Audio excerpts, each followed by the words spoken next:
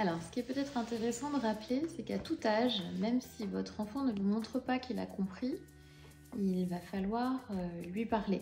Il a besoin d'entendre votre voix, il a besoin d'être imprégné du sens des mots que vous utilisez spontanément tout au long de la journée. Et c'est à partir de ces mots-là qu'il va petit à petit construire le sens des mots et à terme construire son langage.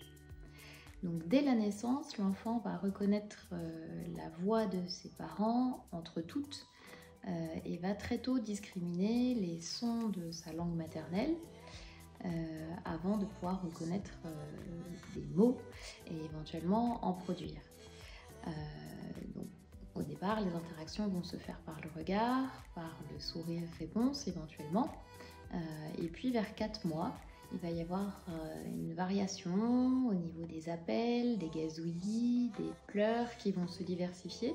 Et ça va être important que les parents de l'enfant apprennent à les reconnaître et qu'ils montrent à leur bébé qu'ils les ont compris. Vers 6 mois, l'enfant va roucouler, rire, glousser. Ses regards sont plus appuyés. Il vous prouve qu'il comprend vos intentions. Il peut commencer à dupliquer quelques petites productions. Et vous allez pouvoir commencer à interpréter un peu plus spécifiquement ce qu'il cherche à vous dire. À partir de 9 mois, c'est le début du babillage à proprement parler et on va pouvoir entendre des mamama, tatata, da. Et ce que les papas et les mamans vont avoir très envie de reconnaître comme étant justement papa et maman.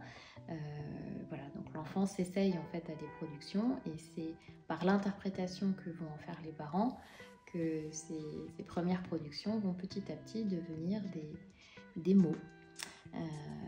Le bébé va essayer d'imiter ses parents, il exerce déjà ses muscles, il fait non de la tête, il fait bravo avec ses mains, il tape avec ses jouets et ça c'est aussi une forme de langage.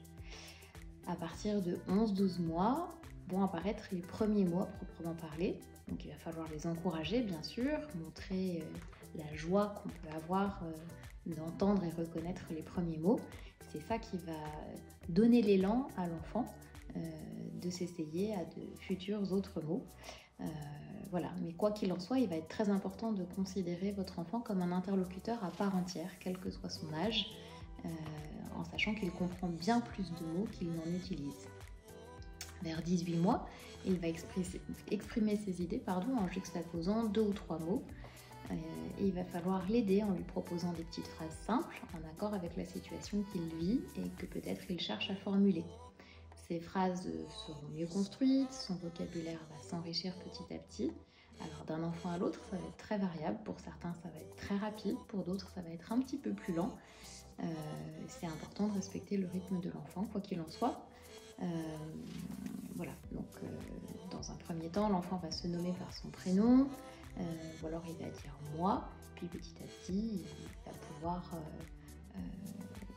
énoncer un premier jeu, mais c'est rarement avant l'âge de 2 ou 3 ans. Il va commencer aussi vers 2 ans à employer des adjectifs, des verbes conjugués ou non. Voilà, donc vers 3 ans, il va commencer à utiliser des mots abstraits, des pronoms, des prépositions. Il comprend le langage de ses activités quotidiennes et l'école est bien sûr pour lui un lieu d'expérience nouvelle qui souvent participe beaucoup à l'enrichissement de son vocabulaire et à la complexification des petites phrases qu'il peut produire. Voilà. À 4 ans, le langage est constitué.